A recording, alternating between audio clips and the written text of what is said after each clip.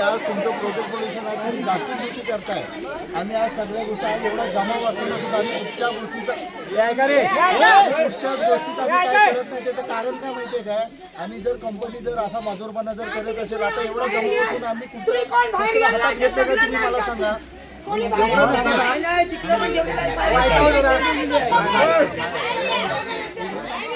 काय ह्याच्या बायकोला गेले माहिती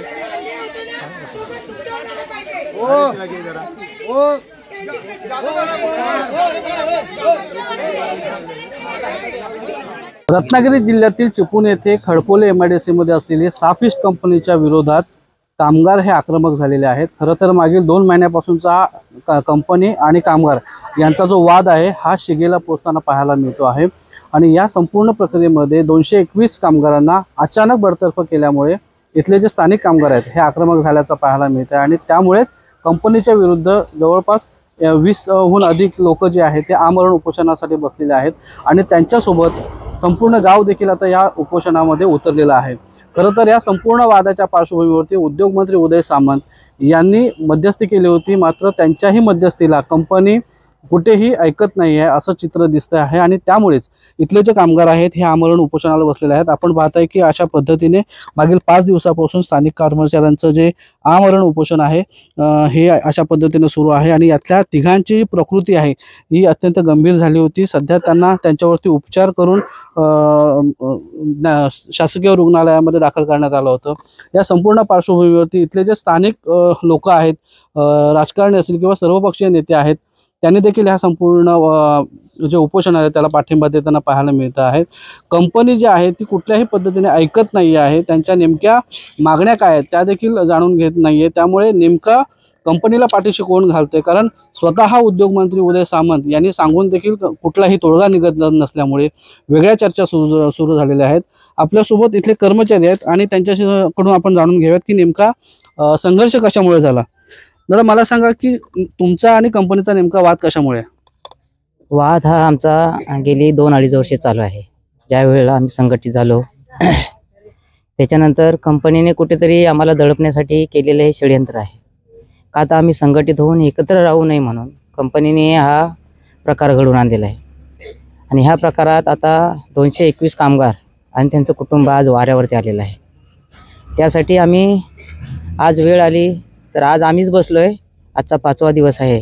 आमच्याकडे प्रशासनाने कुणीही पाहिलेलं नाही आहे।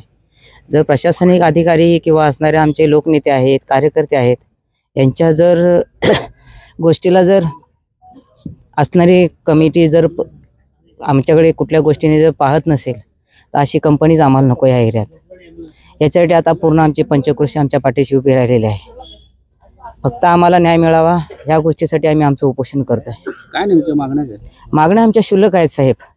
मागण्या आमच्या आहेत त्या समस्त कामगारांना अभिमानाने कामावर परत घेणं, प्लस 221 कामगारांना कायमस्वरूपी पदावरती घेणं। त्याचंही कारण आहे की ह्या कंपनीची दडपशाही गेली बरीच वर्षे 44 वर्षे चाललेली आहे। जर आम्ही 221 कामगार कायमस्वरूपी झालो तर कंपनीला फायदा आहे आणि आम्हालाही फायदा आहे, कारण की हे परत वाद हे उपाळतच राहणार।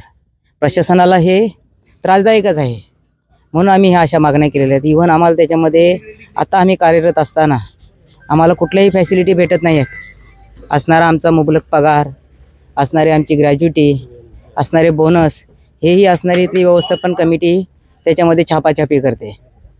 तर माझं म्हणणं हेच आहे प्रशासनाला, हे पहा हे अशा आमचे एक व्यक्ती, हा मला वाटतं 6वा माझा माणूस आहे इथून जातोय, कारण की प्रत्येकाची प्रकृती आता खालावत चाललेली आहे। डॉक्टरने सांगितलं आमच्यामध्ये पाण्याचं प्रमाण काय आहे ते कमी झालेलं आहे।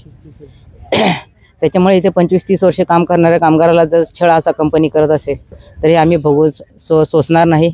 जीव गेला तरी 72। आज आम्ही जरी मिळू तरी आमचे परिवार आमच्या सोबत आहेत, तेही या इथे बसण्यास तयार आहेत। आपण बघतोय की उपोषणाच्या दरम्यान जे कर्मचारी आहेत त्या कामगारांच्या प्रकृती खालवत आहेत आणि त्यामुळे या आंदोलनामध्ये कुठेतरी तोडगा निघावा किंवा वरिष्ठ पातळीवरती या संदर्भातला चर्चा होऊन कामगारांचे प्रश्न जे आहेत ते तात्काळ मार्गी लागावेत अशा मागण्या आता जोर धरू लागल्यात। स्वप्नील घाग, ABP माझा, चिपळूण, रत्नागिरी। ABP माझा, उघडा डोळे बघा नीट।